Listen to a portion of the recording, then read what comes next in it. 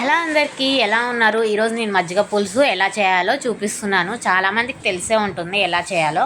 ముందు పెరుగుని మజ్జిగ చేసుకోవాలి. అలా పలుచగా ఉండకూడదు, మరి తిక్కుగా ఉండకూడదు. దీనికి కావాల్సింది ఇంకా ఆనియన్స్, చిల్లీస్ అండ్ కరివేపాకు. మనము ఇది మజ్జిగ పులుసు చేసే ముందే మజ్జిగలో మనం సాల్ట్ వేసుకొని చూసుకుంటే మనకి ఎంత సాల్ట్ సరిపోతుంది అని మనం టేస్ట్ చేయడానికి ఈజీగా ఉంటుంది. ముందుగానే వేసుకోవాలి మజ్జిగలో.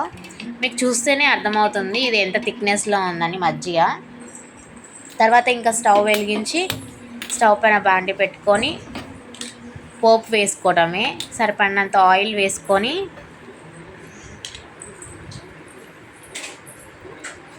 ఆయిల్ హీట్ అయ్యాక జీలకర్ర, ఆవాలు, ఎండుమిర్చి, మీకు ఏమేమి వేసుకుంటారు పోపులు అవన్నీ వేసుకొని తర్వాత ఆనియన్స్, ఇంకా మిర్చి, కరివేపాకు ఇవన్నీ ఫ్రై అవ్వాలి.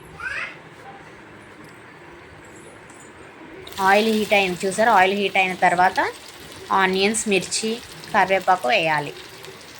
కొత్తిమీర ఉంటే వేసుకోవచ్చు, లేకపోతే లేదో ఆప్షనల్.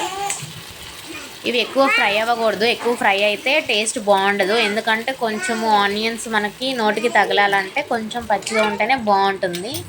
తింటుంటే టేస్ట్ చాలా బాగుంటుంది మజ్జిగ పులుసులో ఇలా పోపు వేసుకొని తింటే. అండ్ పసుపు కూడా యాడ్ చేయాలి.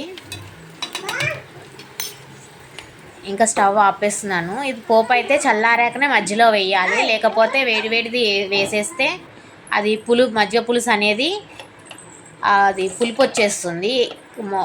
ఎందుకంటే 2-3 అవర్స్ కంటే ఎక్కువ ఉండదు, పులుపు వచ్చేస్తుంది. మీకు డే మొత్తం కావాలంటే పోపు చల్లారాక మజ్జిగలో వేసుకోవాలి.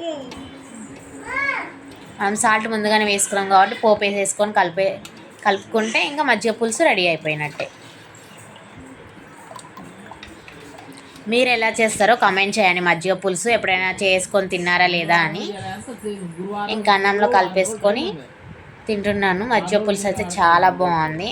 Easy recipe. ఎప్పుడైనా వెజిటేబుల్స్ లేకపోయినా కానీ పెరుగుంటే చాలు, మనం ఇంట్లో చేసేసుకోవచ్చు. కడుపు నిండా తినచ్చు చేసుకో. నా వీడియో కానీ మీకు నచ్చినట్లయితే లైక్ చేయండి, షేర్ చేయండి అండ్ సబ్స్క్రైబ్ చేయడం మాత్రం మర్చిపోకండి. Bye bye.